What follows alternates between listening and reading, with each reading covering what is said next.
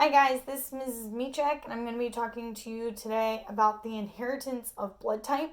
So basically how you get what blood type you have from your parents. So one important thing to note is that blood type is controlled by multiple alleles. You should have gotten a little understanding of what multiple alleles are yesterday during your lesson on intermediate inheritance. So multiple alleles are when a gene is inherited or controlled by 3 or more alleles, or another way to word that would be more than 2 alleles. So blood type specifically is controlled by 3 alleles. Big I with a little a, capital I, or what I call big I with a B, and then a lowercase I. So that's how we're going to indicate the 3 alleles that control blood type. An important thing to note also is that the capital I A and capital I B are co-dominant, meaning they are equally dominant. If they are found together, they will both be expressed. Okay, both of them are dominant over little I. So little I is recessive to both capital I A and to capital I B, or big I A and big I B. Okay, so moving along, I made a little chart with our blood types, so our 4 major blood groups and you can call those your phenotype. So if you have blood type A, that is your phenotype for your blood type. And then what genotype could those possibly have? So given the alleles that you could possibly have for blood type, remember there's 3 alleles, big I A, big I B, and little I, the possible genotypes that we could have. So in order to get blood type A, you can have a big I A with another big I A. Now remember, for every trait you have to have 2 alleles. So that's why I'm combining big I A with big I A. Or a human can have big I A with a little I. This person, or if a person had big I A, they would be called homozygous because they have the same allele. They both have big I A. If someone had big I A with a little I, they would be called heterozygous. Hetero meaning different because they have a big I A and a little I. Okay, so this would be our homozygote. And this would be our heterozygote. All right. Genotype for blood type B is going to be very similar to blood type A, only with B's. So we can insert our big IB with big IB, and you'll notice that as I start doing this, I stop putting my lines over my I's. Same thing, these are not L's, these are I's. Or big IB with a little I. And again, this is going to be our homozygote, and this is going to be our heterozygote. In order to get blood type AB, if you remember from the first whiteboard that I had, big IA and big IB are co-dominant. So when they are found together, they're both expressed to give us a blood type of AB, which means that on the outside of the red blood cells, you'll have both A and B antigens. And last but not least is blood type O. In order to get blood type O, you're going to have both little I's. Okay? All right. Take a quick peek of that. Make sure that you have this written down somewhere. This is going to be very helpful in the work that you're going to be doing. You have a worksheet on this.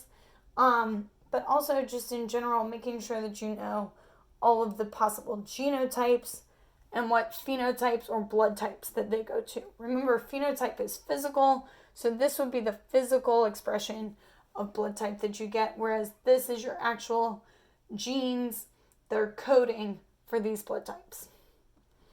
All right, so our first question. What are the possible genotypes and phenotypes if a man heterozygous for type A blood and a woman with type O blood have a baby? All right, so in order to do this, I need to complete a Punnett square.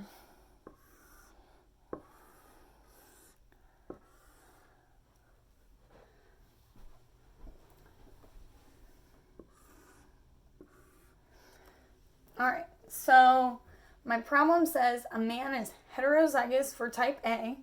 So I always put the man on the top of the Punnett square. So the man is heterozygous for type A. So he's going to have big I with an A. That is one of his alleles. For every one allele, you put that in the first column of your Punnett square. The second allele, you put in the second column. Since he's heterozygous, he's big I A with a little I. Then it says a woman with type O blood. So if she has type O blood, she's little I, little I. Then we can go through and fill in our Punnett square. So our big I A is going to match up with our little I. So this is basically giving us a possibility of an offspring. So we have a big I A with a little I. Then this one and this one, little I with a little I. And here we have big I A and little I again. And little I and little I. So our question, if you go back to it, says what are the possible genotypes and phenotypes? So genotypes and phenotypes.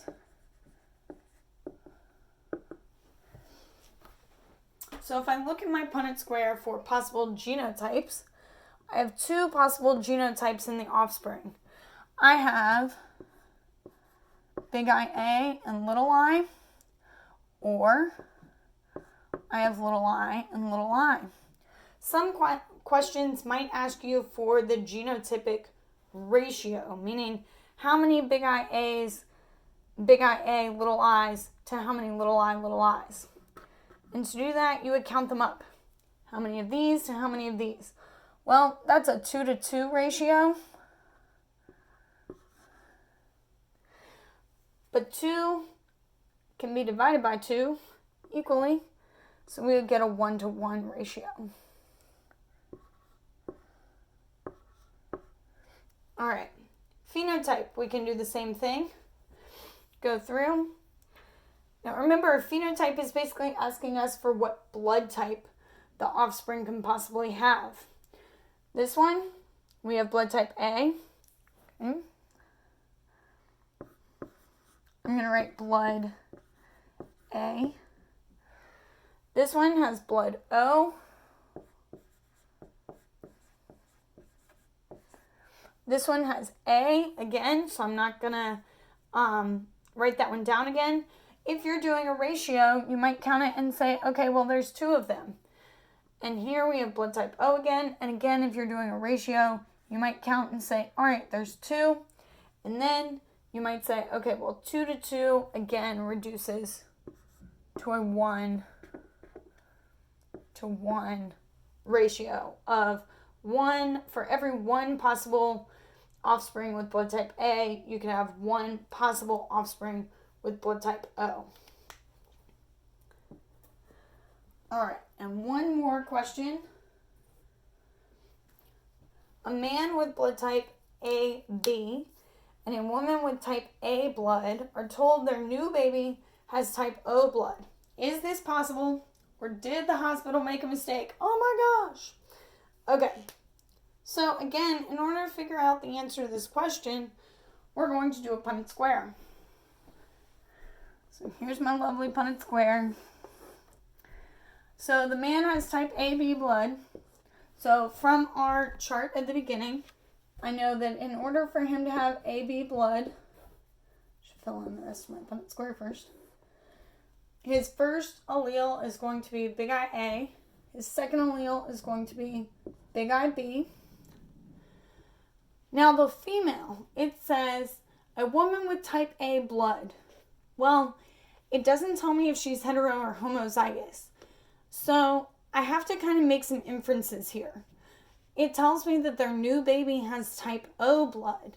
In order for their baby to have O blood, they have to have at least one little I, or they have to have two little I alleles. But in order for them to get closer to that, I'm going to assume that she's heterozygous. Because if she's not heterozygous, they're definitely not having a baby with O blood. Okay? If we want, at the end, we can do the other Punnett square as well. But remember, without that little I allele, there's no possibility of O blood. Alright, so I fill in. Okay, so to go back, big IA matches with big IA to get big IA, big IA.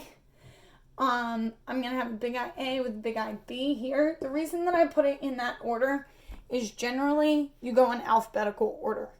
Okay, A's come before B's in the alphabet, so we do big IA, big IB. Here, dominant always comes in front, so I'm going to put my big IA first. And last, I again put whatever is dominant in front, so my big IB comes first. Now, as I go through, I'm going to use a different color.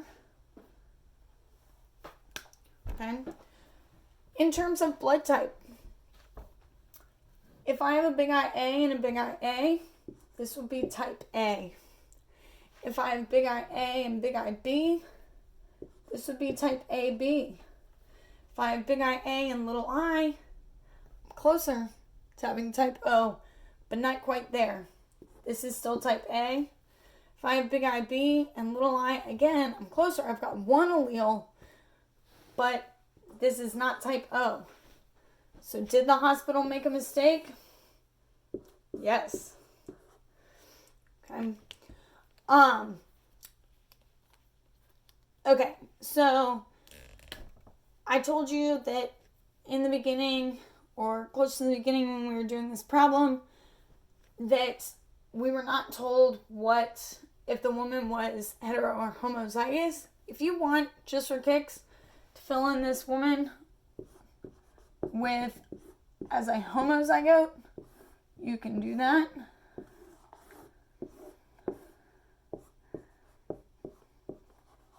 We'll fill her in real fast.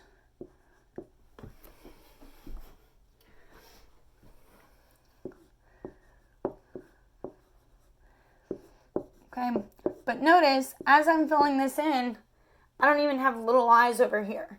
And we wanted a baby. We were trying to figure out if their baby had type O blood.